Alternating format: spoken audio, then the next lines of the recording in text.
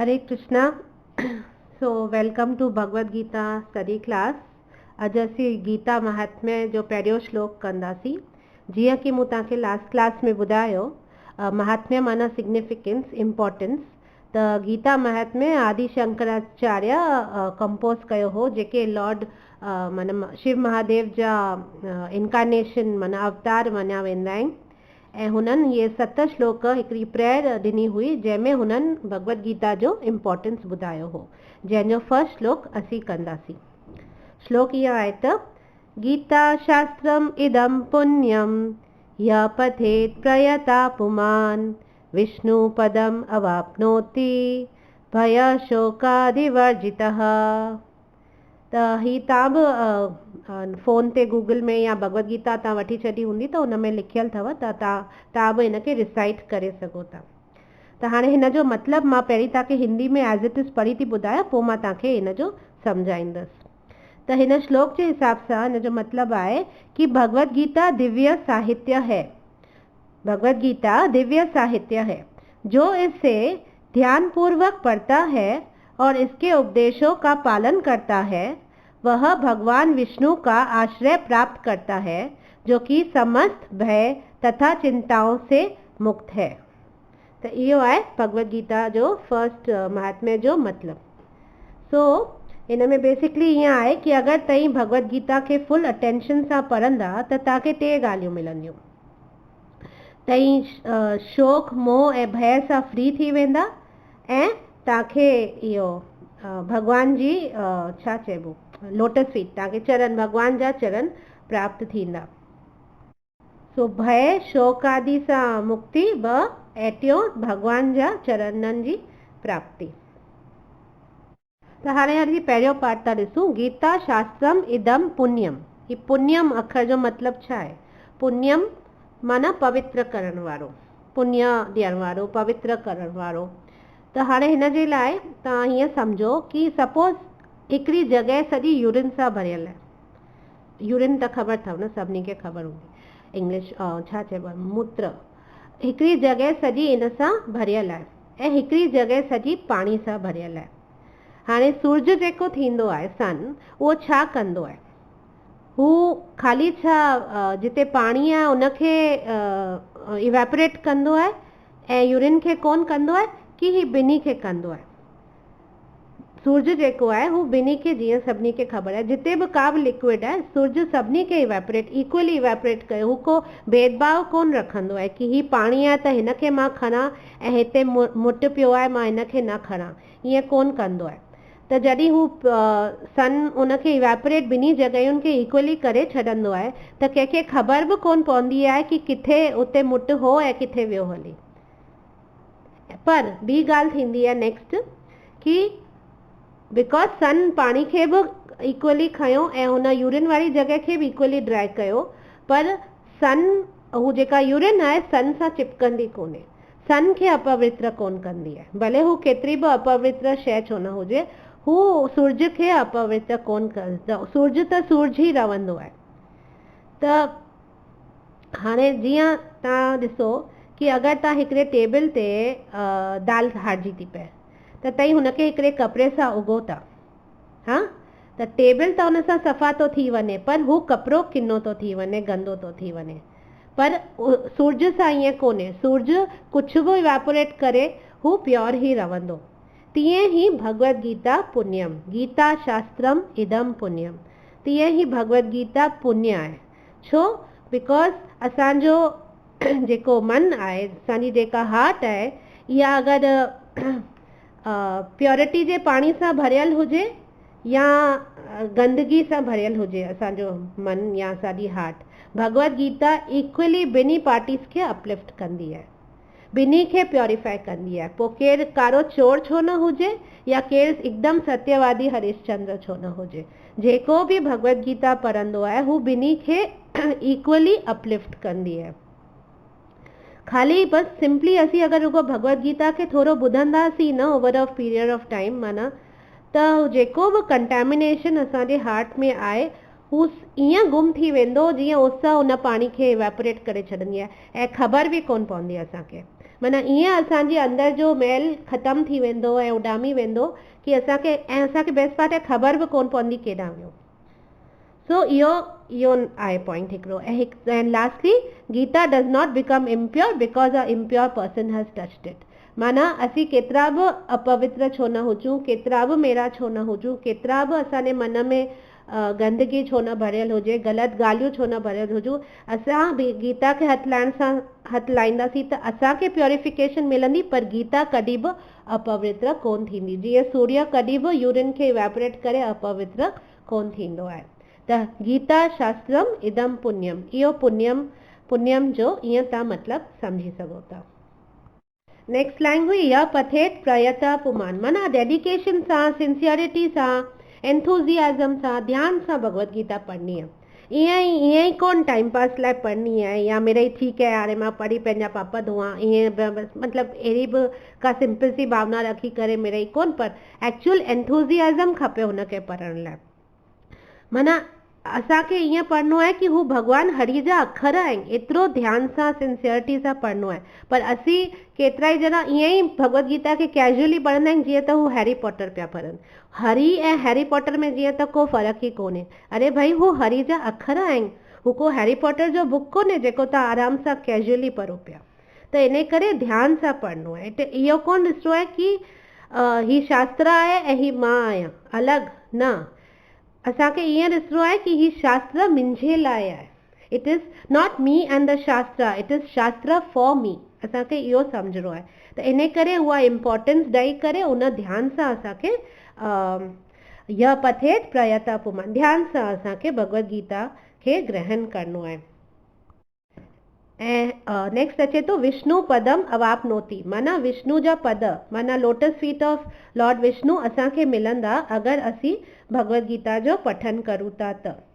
हाणे हिते असांखे सम्झणो आहे कि जीअं त ॾिसो हिकिड़ो ॿार पंहिंजे पेरेंट्स खां पुछे थो कि मुंहिंजा ग्रैंड पेरेंट्स जा फ़ोटो ॾिसी करे पुछे थो कि ही पिक्चर खे ॾिसी करे चए थो किथे विया ही, केॾां विया, किथे आहीं, सॉरी, त हू छा जवाबु असीं ॾींदा आहियूं कि अरे हू त भॻवान वटि विया हली, राइट।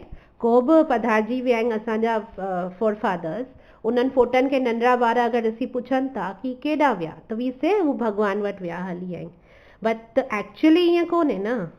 उहो त असां जॾहिं भगवत गीता पढ़ंदासीं तॾहिं असांखे सम्झ में ईंदो।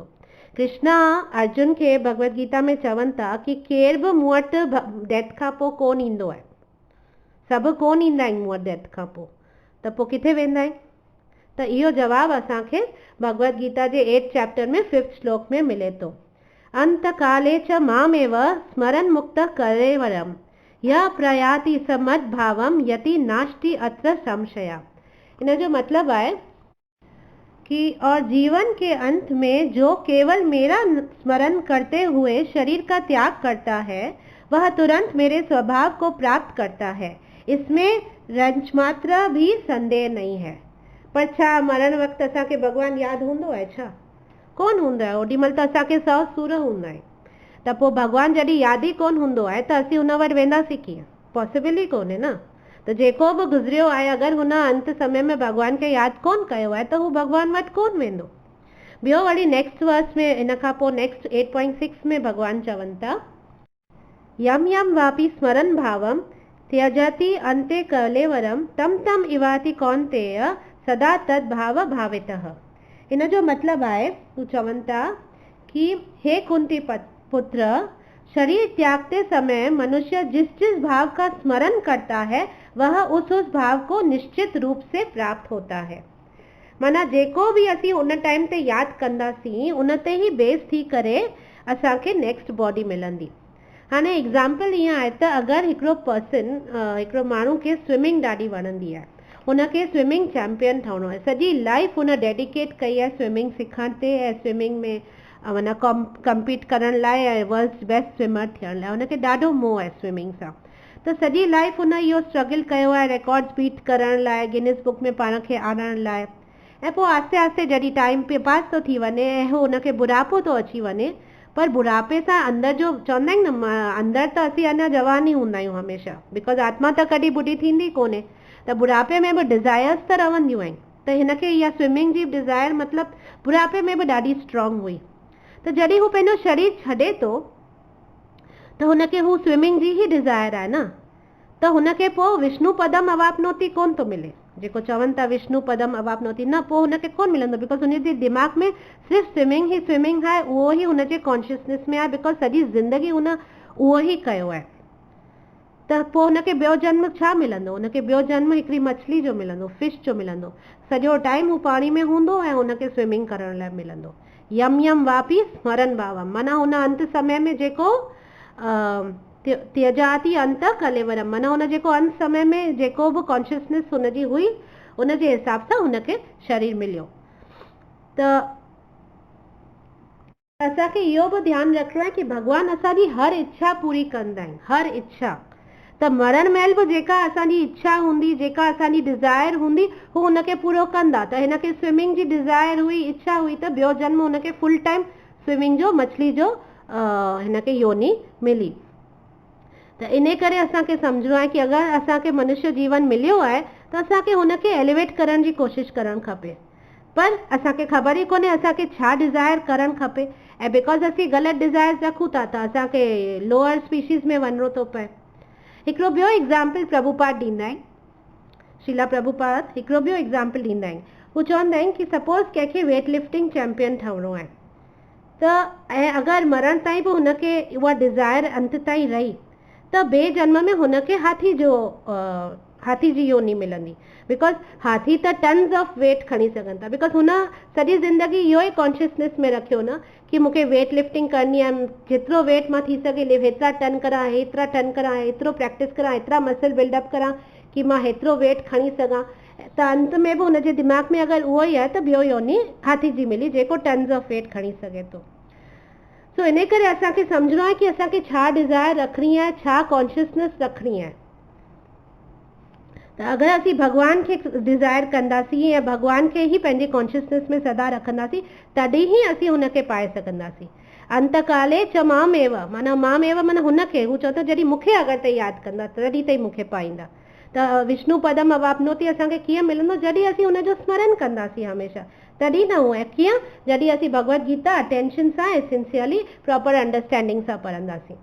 मूं त तव्हांखे इहो त शायदि ॿुधायो ई हो न पद्म पुराण में, कीअं पार्वती माता भॻवानु शिव खां पुछो पे कि जेको जीव सरेंडर नथो करे भॻवान खे, त हुनखे कहिड़ा कहिड़ियूं योनियूं मिलनि थियूं। पोइ मूं तव्हांखे ॿुधायो हो न, जल जा 9 लक्षानी स्थवर लक्ष विंसति, माना 9 लख पाणी जा, 20 लख प्लांट्स ऐं ट्रीज़ जा, 11 लख इंसेक्ट्स रेप्टाइल्स जा, 10 लख पक्षी, 30 लख ही जानवर जेके 4 पेरनि वारा, ऐं 4 लख ह्यूमन्स, टाइप्स ऑफ ह्यूमन्स थींदा आहिनि।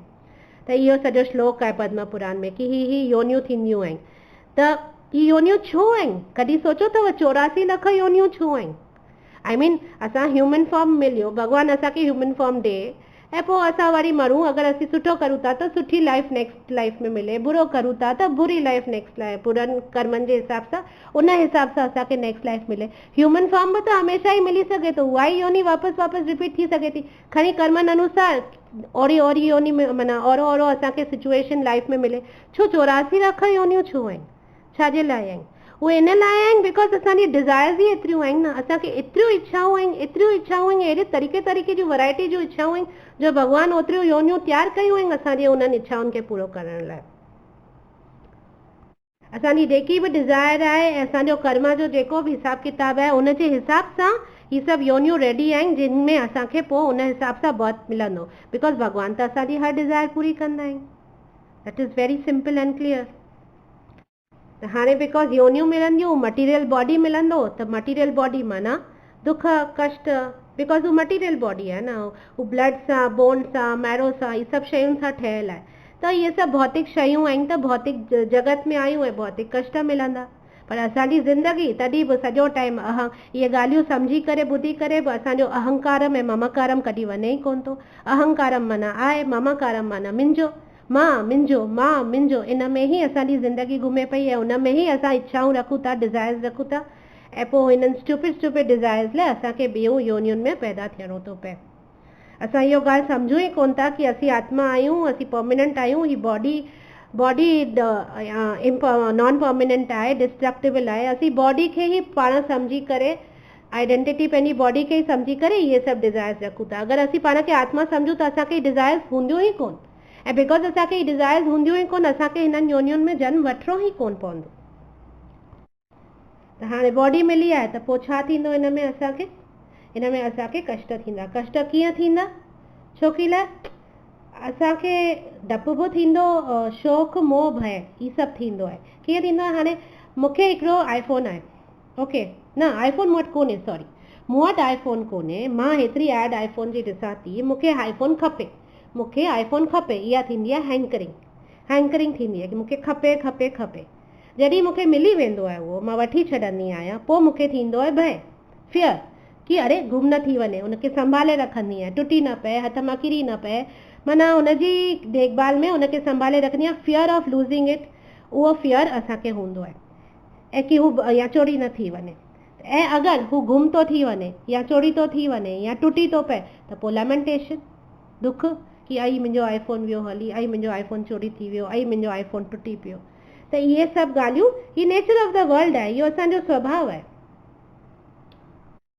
त जीअं कि इन श्लोक में चवनि था कि भय शोकादि वर्जितः, माना असां अगरि भगवत गीता पढ़ूं था त शोक सां, भय सां, मोह सां असीं मुक्त थी वेंदासीं।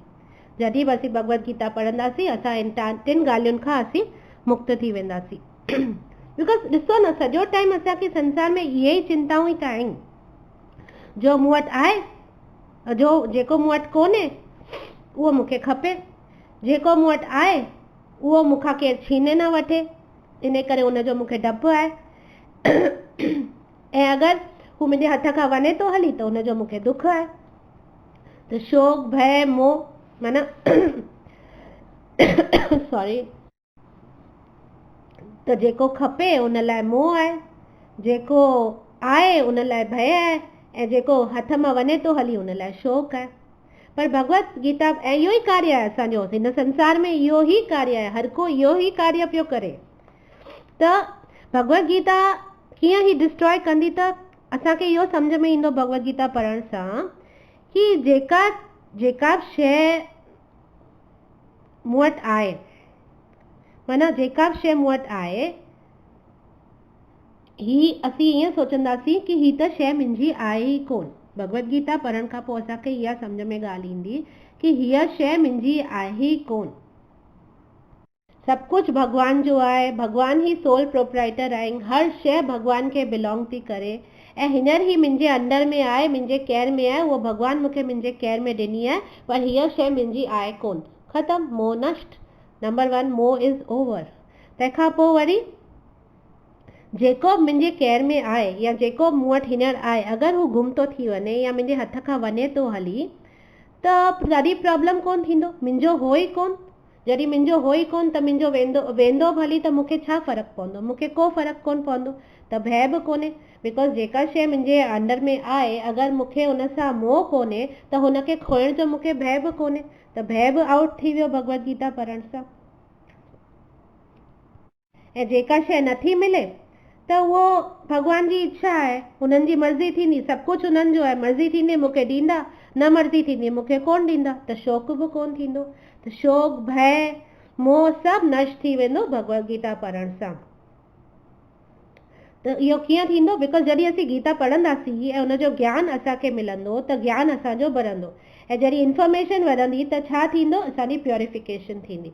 वरी प्योरिफिकेशन थी वेंदी त पोइ ऑटोमेटिकली असांजी ट्रांसफॉर्मेशन थींदी, असांजो जीवन मटिजी वेंदो, ऐं पोइ वरी जीअं ई असांजी ट्रांसफॉर्मेशन थी वेंदी असांखे प्रोटेक्शन मिलंदी। किथां? माया खां। असांखे माया खां प्रोटेक्शन मिलंदी, ऐं करेक्शन बि थींदी वेंदी side by side. Because automatically असांखे ज्ञान मिली वियो त असांखे ख़बर आहे कि असीं छा पिया करूं, किथे ग़लति पिया वञूं, कहिड़ा ग़लति डिसीजन पिया करूं, कहिड़ा ग़लति डिज़ायर पिया करूं, ऐं असीं पाण खे पोइ उन हिसाब सां करेक्ट बि कंदा वेंदासीं। ऐं जीअं ई असां करेक्ट कंदा वेंदासीं ऐं सही तरीक़े सां शास्त्रनि अनुसार पंहिंजो जीवन व्यतीत कंदासीं त ऑटोमेटिकली असांखे सेटिस्फैक्शन, माइंड में सुख शांति जो अनुभव थींदो। So it is a vicious cycle, माना हिकिड़ी साइकिल आहे। भगवत गीता पढ़ो, शोक मोह भय नष्ट करियो, शोक मोह भय नष्ट कीअं थींदो? ही इंफॉर्मेशन जीअं ई मिलंदी, इंफॉर्मेशन मिलंदी त प्योरिफिकेशन थींदी, प्योरिफिकेशन थींदी त ऑटोमेटिकली ट्रांसफॉर्मेशन थींदी, ट्रांसफॉर्मेशन थींदी त ऑटोमेटिकली असां पाण खे माया में फसंदासीं कोन, मोह माया में, त प्रोटेक्शन थी वेंदी, प्रोटेक्शन थी वेंदी। ऐं जीअं जीअं अञा ज्ञान वधंदो असीं पाण जी करेक्शन शुरू करे छॾंदासीं, ऐं करेक्शन खां पोइ असांखे सुख शांति पीस जो अनुभव थींदो त सेटिस्फैक्शन मिली वेंदी, ऐं लास्टली असांखे कन्विक्शन मिलंदी ऐं भॻवान में पूर्ण श्रद्धा थी वेंदी। सो बेसिकली इहो सभु थींदो आहे भगवत गीता खे पढ़ण सां, पर ध्यान सां पढ़ण सां। जीअं आदि शंकराचार्य चवनि था कि असांखे एंथुजियाज़म सां ध्यान सां पढ़णो आहे। 9th चैप्टर में verse number 34 I think last श्लोक आहे इहो 9th चैप्टर जो। हुन में भगवान चवनि था, मन मना भव मद भक्तो मद यजी माम नमस्कुरु माम एवश्यासि युक्त वैवाम आत्मनाम मत परायणः। माना इन जो मतलब है अपने मन को मेरे नित्य चिंतन में लगाओ, मेरे भक्त बनो, मुझे नमस्कार करो और मेरी ही पूजा करो। इस प्रकार मुझ में पूर्णतया तल्लीन होने पर तुम निश्चित रूप से मुझे प्राप्त करोगे। तो भगवान क्लियरली इन में असांखे इंस्ट्रक्शन, मन मना भव मत भक्तो मन मना भव मत भक्तो, मन मुंहिंजो भक्त ठहो, पाण खे मैंने मन के मुंह में पिरो, मुंहिंजे बारे में सोचो, मूंखे सम्झो, मूंखे नमस्कार करो। पर हाणे अगरि असांखे कंहिंसां हीअं कंहिंखे हीअं मन कंहिंमें लॻाइणो आहे त असांखे मन लॻाइण लाइ पहिरीं उनखे ॼाणणो त पवंदो। बिना ॼाणे ईअं ई XYZ खे असीं थोरी पंहिंजो मन लॻाए सघंदासीं। It is just not possible न। असीं कंहिंखे ॼाणूं कोन, सुञाणूं कोन, हुन में मन लॻाईंदासीं छा? ईअं थींदो ई कोन्हे न। बिना ॼाणे त असीं कंहिंजे बारे में सोचे बि नथा सघूं। ऐं भॻवानु चए थो 24 कलाक मुंहिंजे बारे में सोचो, सततो कीर्तन करो, माना सॼो वक़्तु मुंहिंजे बारे में सोचो, सॼो वक़्तु मुंहिंजो मेडिटेशन करो। त जॾहिं सॼो वक़्तु मुंहिंजो नाम वठो। हाणे अगरि मां तव्हांखे चवां थी कि मायापुर जे बारे में सोचो, हिकिड़ी जॻह आहे मायापुर, ऐं तव्हां हुनजे बारे में सोचो। तव्हां कॾहिं न मायापुर ॾिठो आहे, न ॿुधो आहे, न कॾहिं तव्हां यूट्यूब ते ॾिठो आहे, कुझु बि तव्हांखे कुझु आइडिया कोन्हे मायापुर कोन्हे, त तव्हां हुनजे बारे में छा सोचंदा? तव्हां हुनजे बारे में कुझु बि मेडिटेट कोन करे सघंदा, कुझु बि हुनजे बारे में पंहिंजी इमेजिनेशन में का पिक्चर कोन फॉर्म करे सघंदा। तव्हांजो मन तव्हांखे एकदमि ब्लैंक हूंदो न, बिकॉज तव्हां ॼाणो ई कोन मायापुर जे बारे में। पर तव्हां जॾहिं जीअं तव्हां हुनजे बारे में ॿुधंदा, तव्हां यूट्यूब ते थोरो गूगल ते रिसर्च कंदा, हुनजे बारे में सॼो ॼाणंदा, सॼी इंफॉर्मेशन वठंदा, पोइ मां तव्हांखे चवां हाणे मायापुर जे बारे में सोचो, फोकस करियो मायापुर ते, त तव्हां करे सघंदा, बिकॉज तव्हांखे उहा इमेज दिमाग़ में अची वेंदी, बिकॉज तव्हां हुनजे बारे में इंफॉर्मेशन वठी छॾी आहे। तीअं ई जीअं मूं तव्हांखे ॿुधायो कि असांजे ह्यूमन फॉर्म जो मनुष्य जीवन जो लक्ष्य आहे अंत में भॻवान खे प्राप्त करणु। ही जेके श्लोक मूं तव्हांखे ॿुधाया, यम यम वापि स्मरणम या अंत कलेवरम, ही सभु जेको बि आहे तव्हां माना मक़सदु क्लियर आहे कि अंत में असांखे भॻवान खे ई प्राप्त करणो आहे। पर उन लाइ असांखे भॻवान जे बारे में ॼाणणो पवंदो, तॾहिं न उनजे बारे में असीं सोचे सघंदासीं। जॾहिं असीं भॻवान खे ॼाणंदासीं कोन त असीं उनजे बारे में कीअं सोचे सघंदासीं, ऐं जॾहिं सोचंदासीं कोन त अंत समय में असीं उनखे यादि कीअं करे सघंदासीं। असीं भॻवान खे पंहिंजे थॉट्स में ओॾी महिल आणे ई कीअं रखंदा, पोइ त 100 ॻाल्हियूं ॿियूं ई हलंदियूं, पर भॻवान कॾहिं कोन असांजे दिमाग़ में हलंदा। त इन करे असांखे भगवत गीता पढ़नी आहे to know him better, and पोइ as we know him Bhagavad Gita पढ़ी असीं जीअं जीअं भॻवान खे ॼाणणु शुरू, बिकॉज भगवत गीता में भॻवान पंहिंजे बारे में ई त सभु कुझु ॿुधाइनि पिया। मां सॼो क्लियरली मां पिया ॿुधाइनि, बिकॉज असां मंद ॿुधी न त सम्झी कोन सघंदासीं। इन करे मां कोन वात में गिराई विझबी आहे, सिधो ॿुधाइनि पिया भई मां ई मां आहियां ऐं मुंहिंजे मूंखे सुञाणो, मूंखे ॼाणो। त ऑटोमेटिकली जॾहिं भगवत गीता खे पढ़ी करे असीं भॻवान खे ॼाणंदासीं, सुञाणंदासीं, तॾहिं ई न असीं हुनजे बारे में सोचे सघंदासीं सॼो वक़्तु। त इट इज़ वेरी इम्पॉर्टेंट, इहा इंफॉर्मेशन वठणु तमामु ज़रूरी आहे, ऐं इहा असांखे भगवत गीता ॾींदी पढ़ी, असीं जॾहिं भगवत गीता खे ध्यान सां पढ़ंदासीं। ऐं प्लस असां हिन संसार में बि छो आया आहियूं, इहे ॻाल्हियूं बि सम्झ में ईंदियूं। चयमि न मैनुअल आहे, असांजे हिन ह्यूमन फॉर्म जो मैनुअल आहे भगवत गीता। त बेसिकली न त वी आर लॉस्ट न, अगरि असांखे न भॻवान जे बारे में ख़बर आहे, न हिन मनुष्य जीवन जे लक्ष्य जे बारे में ख़बर आहे, न हिन संसार में हीउ सभु जेको मेलो हले पियो ही छा आहे, इन जे बारे में का इंफॉर्मेशन आहे, त कुझु नॉलेज ई कोन्हे, त असीं कीअं डील कंदासीं, असीं त मुतू ई रहंदासीं न। माना हाणे मां तव्हांखे हिकिड़ो एग्ज़ाम्पल थी ॾियां, इहो मूं हिकिड़े क्लास में ॿुधो हो, ॾाढो सुठो एग्ज़ाम्पल हो कि हिकिड़ो माण्हू खे फ्रिज वठणी हुई, ठीकु आहे, हुनखे फ्रिज खपंदी हुई, त हू हिकिड़े दुकान में वियो ऐं हिकिड़े पॉइंट करे चयईं कि भाई मूंखे हीअ फ्रिज खपे ऐं हिन जा केतिरा पैसा थिया बिल ठाहे, मूंखे हीअ फ्रिज खपे। त हुन दुकानदार चयसि बाबा तूं वञ, मूंखे तोखे फ्रिज कोन मूंखे तोखे विकिणणो कोन्हे। त हू चए पियो अरे मां पैसा खणी आयो आहियां, मूं तुंहिंजो टाइम बि वेस्ट कोन कयो आहे, मूं सिधो हिनखे पॉइंट करे चयो आहे मूंखे खपे ऐं तोखे मूंखे फ्रिज ॾियण में कहिड़ी प्रॉब्लम आहे, तूं पैसा वठि मूंखे शइ ॾे, तूं दुकान बाक़ी छाजे लाइ खोले वेठो आहे। चईसि मां हथ थो जोड़ां, मां तव्हांखे हीउ नथो विकिणी सघां, तव्हां प्लीज़ वञो हली हितां करे। त हीउ कंफ्यूज़ थी वियो, गुस्सो बि आयसि थोरो, पर कंफ्यूज़ थी वियो, वरी वापसि वियो घर, कपिड़ा वपिड़ा मटाए थोरो पंहिंजो भेस बदिले करे वरी आयो, वरी अची साॻी ॻाल्हि कई। वरी दुकानदार चयसि की बाबा न असांखे कुझु कोन विकिणणो आहे, तूं वञ हितां। त वरी वापसि घर वियो, वरी हिकिड़ो माना साड़ी वाड़ी पाए पाण खे माई ठाहे करे वरी भेस बदिले करे वरी आयो। वरी दुकानदार चयसि न मूंखे तोखे कोन विकिणणो आहे, तूं बाबा वञ हितां। वरी घर वियो, हिन दफ़े मां बुरको पाए करे झटि थी करे उहे करे आयो, अची करे भाई मूंखे हीउ फ्रिज ॾे, मूंखे हीउ फ्रिज खपे, पैक कर। दुकानदार वरी हथ जोड़े चयईंसि की भाई मूंखे तोखे कुझु कोन विकिणणो आहे, तूं महिरबानी करे वञ हली हितां, असांखे तोखे कुझु कोन विकिणणो आहे। त हाणे त हिन जो दिमाग़ु ख़राबु थी वियो। फाइनली हुन चई ठीकु आहे, मूंखे न खपे फ्रिज, मूंखे न खपे ऐं मां कोन थो वठां तोखां, पर मूंखे सिर्फ़ु हिकिड़ी ॻाल्हि जो जवाबु ॾे की तो मूंखे सुञाणी कीअं थो की मां उहो ई आहियां, मां त हेतिरा भेस बदिले आयो आहियां, हींअर त मां भई बुरके में आयसि मां, तॾहिं बि तो मूंखे कीअं सुञाणे वरितो की मां ई आहियां। त हुन दुकानदार चयो सिंपल ॻाल्हि आहे, जेका मशीन खे तूं बार बार पॉइंट करे चई पियो हीअ फ्रिज मूंखे खपे, हीअ फ्रिज मूंखे खपे, हीअ फ्रिज आहे ई कोन, हीअ त वॉशिंग मशीन आहे। त हुन कस्टमर पोइ चयईं कि ठीकु आहे मञा थो, ही तूं चई थो ही वॉशिंग मशीन आहे, पर फ्रिज हुजे या वॉशिंग मशीन हुजे, मूं तोखे चयो ही मूंखे फ्रिज करे ॾेई छॾ, तुंहिंजो कमु आहे विकिरण, तूं मूंखे ॾेई छॾी आहे न, प्रॉब्लम छा हो हुन में। त हुन दुकानदार चयसि अॼु तूं वॉशिंग मशीन खे फ्रिज पियो चई, सुभाणे मां तोखे विकिरां ऐं पोइ तूं सुभाणे अची करे मूंखे चईं की हीअ वॉशिंग मशीन रोटी थधी छो नथी करे, त मुंहिंजो त दिमाग़ ई ख़राबु थी वेंदो न, असीं तो जहिड़े माण्हुनि सां डील कोन करे सघंदासीं न, इन करे असांखे बाबा तोखे विकिणणी ई कोन्हे।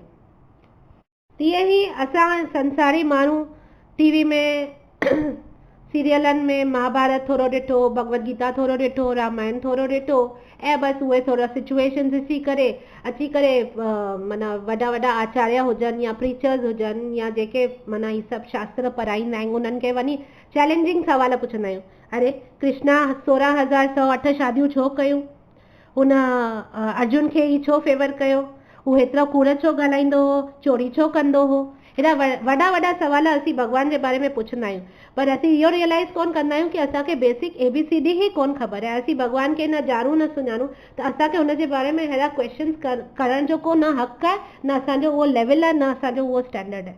जेसि ताईं कंहिंजे बारे में तव्हां पढ़ियो कोन्हे, सम्झो कोन्हे, बेसिक्स खां वठी तव्हां हुनजे बारे में को सवाल करो था त उहो बेबुनियाद ई आहे। It's like calling washing machine a fridge, because तव्हांखे कुझु सम्झ ई कोन्हे ऐं साम्हूं वारो बि तव्हांखे कोन पुॼी सघंदो न, बिकॉज चवंदो कि ही ABC सिखणु चाहे कोन थो, ही सिधो वॾा वॾा सवाल पियो पुछे, अहिड़े माण्हू खां त दूर ई रहिजे।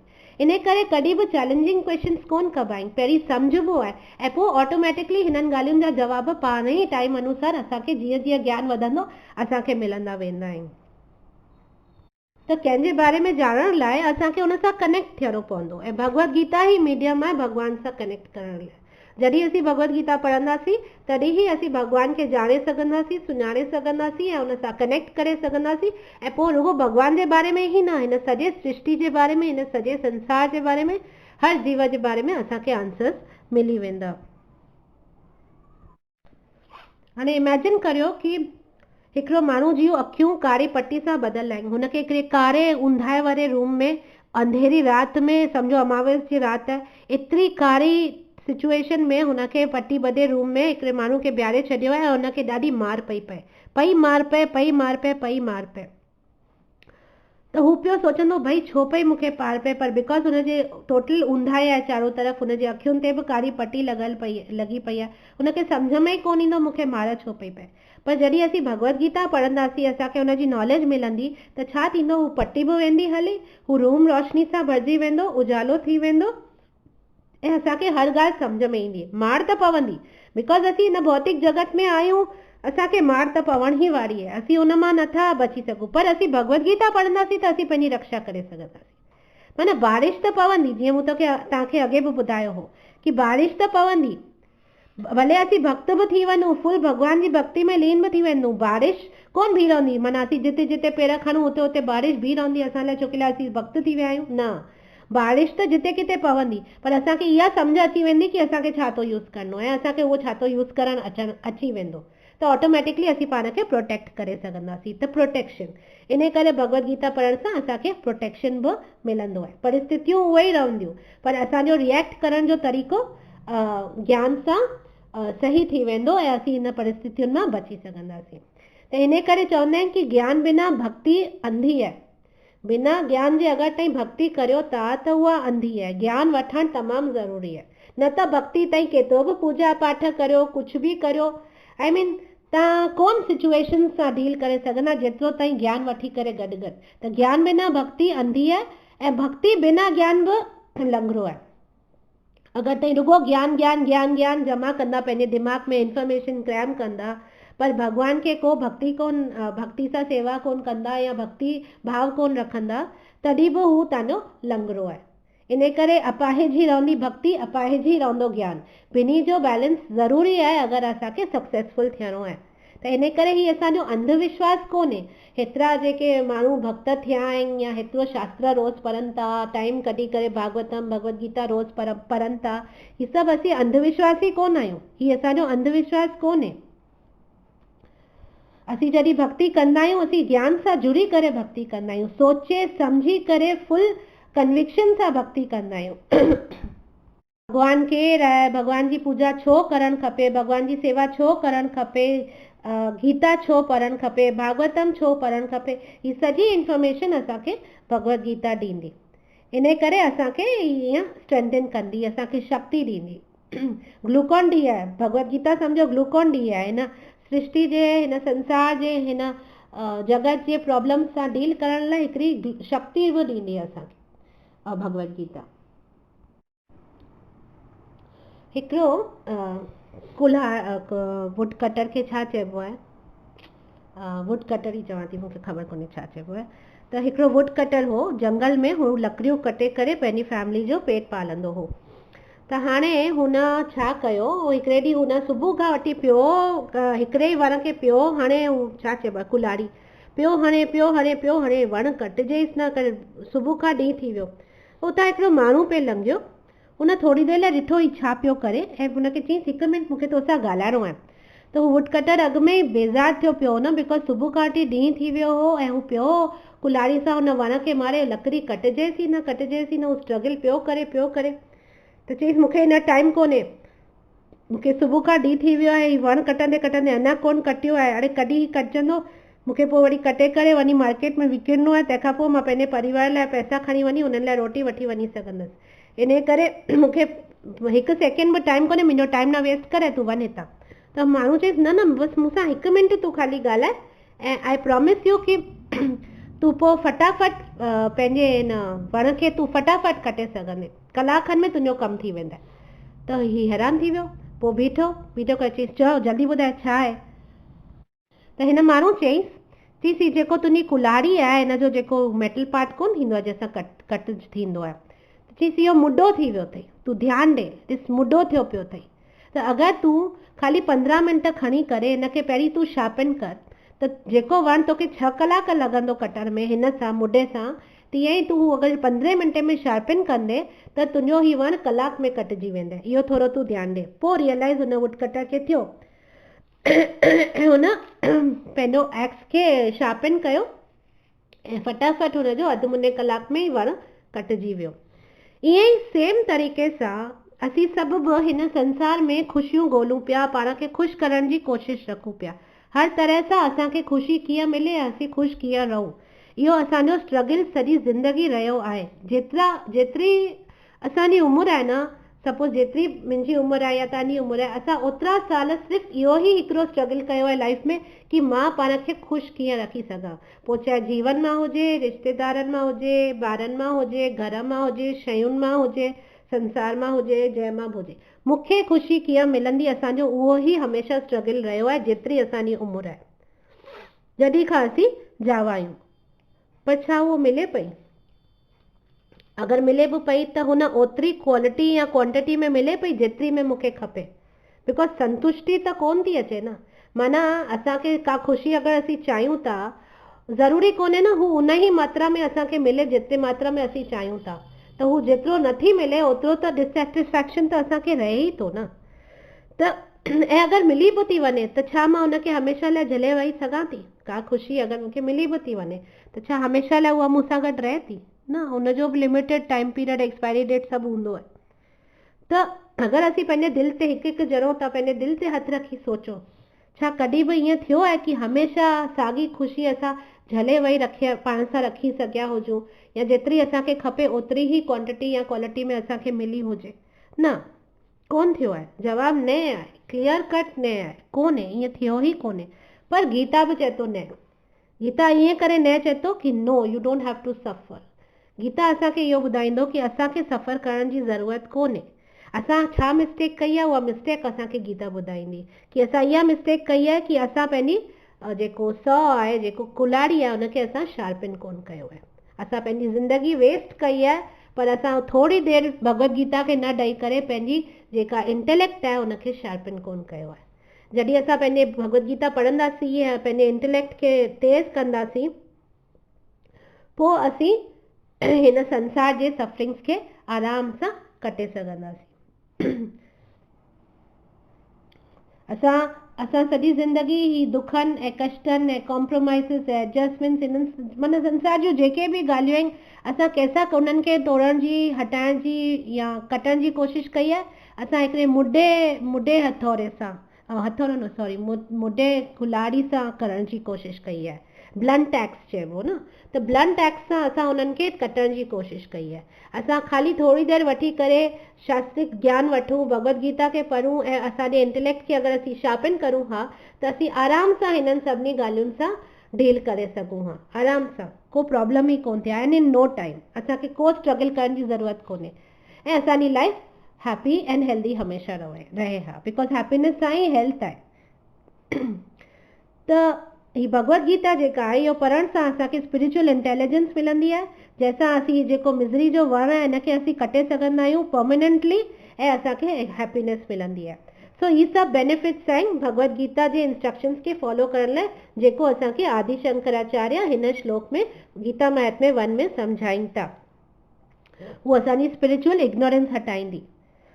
अगरि ॿार कोई जाओ आहे, हुनखे असीं नर्सरी KG 1 2 3 4 हीअं करे असीं हुनखे वर्ल्डली नॉलेज ॾियारूं था, पर हू ॿार इहो सिखे कोन थो सॼी ज़िंदगी कि भई मां एक्चुअल में आहियां केरु, हुनजी रियल आइडेंटिटी छा आहे। त इट्स लाइक यू नो, असां मैथ्स में PhD करे छॾी आहे, पर असांखे 1 जी वैल्यू ई कोन ख़बर आहे। त इन करे वर्ल्डली नॉलेज सां गॾु गॾु स्पिरिचुअल नॉलेज बि ॿारनि खे ॾियणु तमामु ज़रूरी आहे। It will help them sharpen their axe, जंहिंसां हू हिन संसार में जेके जीअं हू मटीरियल नॉलेज वठी करे या हिन वर्ल्ड जी नॉलेज वठी करे, एकेडमिक नॉलेज वठी करे, जीअं हू अॻियां पंहिंजी लाइफ में वधी सघनि था, बेटर नमूने सक्सेसफुल थी सघनि था, तीअं ई स्पिरिचुअल नॉलेज बि वठी करे हू पंहिंजे लाइफ जे सिचुएशन सां डील करे सघनि था, जेके कर्मनि अनुसार हुननि जे साम्हूं ईंदियूं। देन असां ॾिठोसीं कि भगवत गीता प्रोड्यूसिस इनएग्जॉस्टिबल वर्च्यूज़, माना पुण्य ॾियण वारी आहे, पुण्य करण वारी आहे, प्योरीफाई करण वारी आहे। असांजा अकाउंट थींदा आहिनि न पुण्य जा। हिकिड़ो सुठो पुण्य जो अकाउंट जीअं थींदो आहे कि असीं चैरिटी कंदा आहियूं, वन प्लांट कंदा आहियूं, सोशल सर्विस कंदा आहियूं, रोटी पाणी डिस्ट्रीब्यूट कंदा आहियूं, त ही सभिनी जा रिज़ल्ट्स बि असांखे मिलंदा आहिनि। वरी असीं पाप बि कंदा आहियूं, चीटिंग कंदासीं, चोरी कंदासीं, कूड़ ॻाल्हाईंदासीं, अलॻि अलॻि तरीक़े जा हेतिरा पाप आहिनि, उनजो बि हिकिड़ो असांजो अकाउंट बिल्डअप थींदो आहे। पर अगरि असीं शास्त्र पढ़ंदासीं त असांजो हिकिड़ो स्पेशल अकाउंट क्रिएट थींदो आहे। ही ॿई अकाउंट ख़तमु थी वेंदा आहिनि ऐं स्पेशल अकाउंट कयूं त उहो माना उहो अहिड़ो अकाउंट क्रिएट थींदो आहे जंहिंमें पैसा विझण सां हू परमानेंटली हुन में रहंदा, इंट्रस्ट बि ईंदो पियो ऐं हू पैसा हुन में परमानेंटली रहंदा, हू कॾहिं घटिजंदा कोन। असांजे पाप पुण्य जा अकाउंट घटिजंदा वधंदा रहंदा आहिनि, पर ही शास्त्रिक जेको असां भगवत गीता पढ़ंदासीं ऐं जेको स्पिरिचुअल पुण्य असीं गेन कंदासीं उनखे पढ़ी करे, उहो पुण्य जो अकाउंट जेको आहे उहो असांजो स्पेशल अकाउंट आहे, उहो कॾहिं बि ख़ाली कोन थींदो ऐं हमेशह इंट्रस्ट पियो ॾींदो, हिन जन्म में बि ऐं अॻियां वारे अचण वारे जन्मनि में बि, बिकॉज हू इनएग्जॉस्टिबल वर्च्यूज़ ॾींदी आहे भगवत गीता करणु, छो कि हू असां में वंडरफुल क्वालिटीज़ कढंदी आहे। जॾहिं असीं भगवत गीता पढ़ंदा आहियूं, सम्झंदा आहियूं, त असां में सुठी सुठी क्वालिटीज़ थी वेंदियूं आहिनि। जेके बि असांजियूं बैड टेंडेंसीज़ आहिनि उहे डिसअपियर ग्रेजुअली गुम थी वेंदियूं आहिनि ऐं असांजो नो मोर पाप अकाउंट थींदो आहे, त ज़ीरो थी वेंदो आहे। त भगवत गीता इन्हनि सभिनी ॻाल्हियुनि जी असांखे अश्योरेंस ॾींदी आहे, सेखारंदी भई असां हुन अकाउंट्स खे जेके नलीफाई कीअं करूं पंहिंजे पाप जे अकाउंट्स खे। ऐं नेचुरली असां ॾिठो न, हू सभु सोर्स ऑफ फियर, मिज़री, ही सभु एडवर्स कंडीशंस इन्हनि जो सोर्स खे ई मिटाए छॾंदी आहे टोटली। मूं तव्हांखे जीअं कर्मा जे क्लास में कोन सम्झायो हो कि कूट बीज ऐं ही सभु, मूं तव्हांखे कीअं सम्झायो कि अगरि हिकिड़ो चोर चोरी थो करे, उनखे पकड़नि था, उनखे जेल में विझनि था, हू ॿाहिरि निकिरी करे वापसि चोरी थो करे, पर जॾहिं भगवत गीता जो ज्ञान हुनखे मिली वेंदो न, त वापसि ताईं उहो कर्म कॾहिं कोन कंदा। तव्हां हिकिड़ो कर्म कयो, हुनजी सज़ा तव्हांखे मिली या रिएक्शन तव्हांखे मिलियो, ख़तमु, उते ई हू ख़तमु थी वेंदो। त वापसि उहो कूट बीज उहो वापसि कोन थींदो, वापसि ताईं उहो कमु कोन कंदा, बिकॉज तव्हांखे हाणे ज्ञान मिली वियो आहे। ऐं फाइनली छा चयो आहे आदि शंकराचार्य कि असांखे भॻवान जा पदम मिलंदा, माना असांखे भॻवान जो प्रेम मिलंदो, भॻवान जा चरणनि जी प्राप्ति थींदी। अॼु हिकिड़ो एग्ज़ाम्पल आहे कि अगरि हिकिड़े भिखारी वटि सूखी रोटी आहे, ठीकु आहे, हिकिड़ो भिखारी आहे जेको हथ में सूखी रोटी, सुकल रोटी फुल्को पकड़े बीठो आहे ऐं हुनखे खाइण जी कोशिशि थो करे। ओॾी महिल मां वञी हुनखे चवांसि थी मूंखे ही ॾे, ही सुकल रोटी जेको तूं खाइण वारो आहे इहा तूं मूंखे ॾेई छॾ, त छा हू मूंखे ॾींदो? हू भिखारी आहे, 4 ॾींहंनि खां बुखियो वेठो आहे, हुनखे मस हिकिड़ो रोटी मिली आहे, भले हू सुकल ई छो न हुजे, हू मूंखे कोन ॾींदो, हू पंहिंजी धीअ सां लॻाए करे पकड़े बीह रहंदो, पर हू मूंखे कोन ॾींदो, हू सुकल फुल्को कोन ॾींदो हू। पर अगरि मां हुन वटि वञा थी, हिकिड़ी प्लेट खणी सॼी फ्रेश रोटी सां, 56 बॉक्स सां सजायल हिकिड़ी वॾी थाली खणी करे हुन वटि वञा थी ऐं उहा ॾियांसि थी ऐं चवांसि थी हाणे तूं मूंखे हीउ सुकल फुल्को ॾे, हू मिंट में मुंहिंजे मुंहं में उहो सुकल फुल्को फिटी करे हू थाली मूंखां वठी छॾंदो आहे कि कोन्हे? तीअं ई भॻवान जो प्रेम आहे, तीअं ई भॻवान जी भक्ति आहे। हिकु दफ़ो असांखे भॻवान जो प्रेम ऐं भक्ति थी वई न, पोइ असांखे ही टेस्ट, माना उहा एतिरी इंजॉयबल आहे, एतिरी स्वीट आहे, एॾी मिठी आहे, एॾो सुख ॾियण वारी आहे कि पोइ जेको हिन संसार जी शयुनि लाइ जेका असांजी टेस्ट हुई न, जेको असांखे ही अट्रैक्ट पे कयूं, ही सभु जेके बि नंढियूं नंढियूं ॻाल्हियूं, पोइ चाहे पिक्चरूं हुजनि या गॉसिप हुजनि या पार्टीज़ हुजनि या ड्रामा हुजनि या टीवी हुजे या होटलूं हुजनि या जेको बि कपिड़ा हुजनि, ही जेको बि आई मीन फैशन हुजे, जेको बि असांखे पेटी ॻाल्हियूं हिन संसार में जेके असांखे हेतिरियूं अट्रैक्ट करे वेठियूं आहिनि या जेके असांखे हेतिरो महत्व ॾेई वेठा आहियूं, जंहिं ॾींहुं भॻवान जी भक्ति ऐं प्रेम भॻवान सां थी वियो न, तव्हांखे ही सभु ॻाल्हियूं एॾियूं तुच्छ लॻंदियूं, तव्हां हुन सुकल रोटी वांगुरु खणी फिटी करे छॾंदा। इहो अथव, ऐं इहो असांखे मिलंदो भगवत गीता पढ़ण सां। जॾहिं असीं भगवत गीता पढ़ंदासीं न, तॾहिं तव्हांखे ही सभु ॻाल्हियूं ध्यान सां, that is very important, enthusiasm सां, ध्यान सां स्टडी करणो आहे। असांखे स्टडी करणी आहे, असांखे रीड कोन करणो आहे। रीडिंग त न्यूज़पेपर जॾहिं पढ़बो आहे न, उनखे रीडिंग चइबो आहे, पर जॾहिं स्कूल जा किताब पढ़बा आहिनि उनखे स्टडी चइबो आहे न। तीअं ई भगवत गीता रीड कोन करणी आहे, उनखे स्टडी करणो आहे। स्टडी करे, इन करे उनखे चीपली कोन खणणो आहे, उनखे स्टडी करे पंहिंजे जीवन में उतारणो आहे, पोइ ई असांखे रियल सुख जी अनुभूति थी सघंदी। श्रीमद, मां अॼु क्लास खे कंक्लूड कंदसि श्रीमद भागवतम जे हिकिड़े श्लोक सां। श्रीमद भागवतम में फर्स्ट कैंटो में 7 चैप्टर में हिकिड़ो श्लोक आहे, यस्यां वै श्रूयमानायां कृष्ण परम पुरुषे भक्तिर् उत्पद्यते पुंसा शोक मोह भयापहा। ही मिलंदड़ जुलंदड़ श्लोक आहे जेको आदि शंकराचार्य असांखे गीता महात्म्य फर्स्ट वर्स में ॾिनो आहे। हिन जो मतिलबु इहो आहे कि खाली बसि ऑरल रिसेप्शन ॾियूं, श्रूयमानायाम माना श्रूया माना खाली ॿुधूं, खाली ही जेको शास्त्र आहिनि इन्हनि खे सिंपली बसि अगरि असीं थोरो ॿुधूं त हू जेका फीलिंग ईंदी भक्ति जी भॻवान कृष्ण जे प्रति, जेके कि स्वयं भॻवान आहिनि, कृष्णस्तु स्वयं भॻवान स्वयं चवंदा आहिनि न, त कृष्ण भॻवान कृष्ण जेके स्वयं भॻवान आहिनि, उन्हनि जे लाइ जेका भक्ति उत्पन्न थींदी सिर्फ़ु खाली ॿुधण सां हिननि शास्त्रनि खे, त ही जेका भक्ति उत्पन्न थींदी इहा immediately extinguish the fire, it will immediately extinguish the fire of lamentation, illusion and fearfulness। माना जेको मूं तव्हांखे चयो न, शोक ऐं मोह माया ऐं भय, हिनखे इमीडिएटली कटे फिटो कंदी, हिन भाई खे विसाए छॾंदी। जीअं ई असीं शास्त्रनि खे, त जीअं ई शास्त्रनि खे असीं त इन करे जीअं ई असीं शास्त्रनि खे ॿुधंदासीं ध्यान सां सिर्फ़ु ॿुधंदासीं त जीअं ई भक्ति उत्पन्न थींदी त असांजो ही जेको शोक मोह भय ही सभु नष्ट थी वेंदो। त इन जी पुष्टि भागवतम में बि आहे। त इन करे जस्ट बाय स्टडिंग शास्त्र वी विल बी फ्री। भॻवानु चवंदा आहिनि न मास छुटो माना डिजो न। त इन करे असांखे Bhagavad Gita as it is पढ़णी आहे, उनखे रखिणो कोन्हे एज़ इट इज़।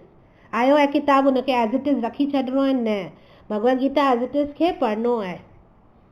त इन करे डोंट वरी एंड स्टडी हरी। So thank you very much and Hare Krishna.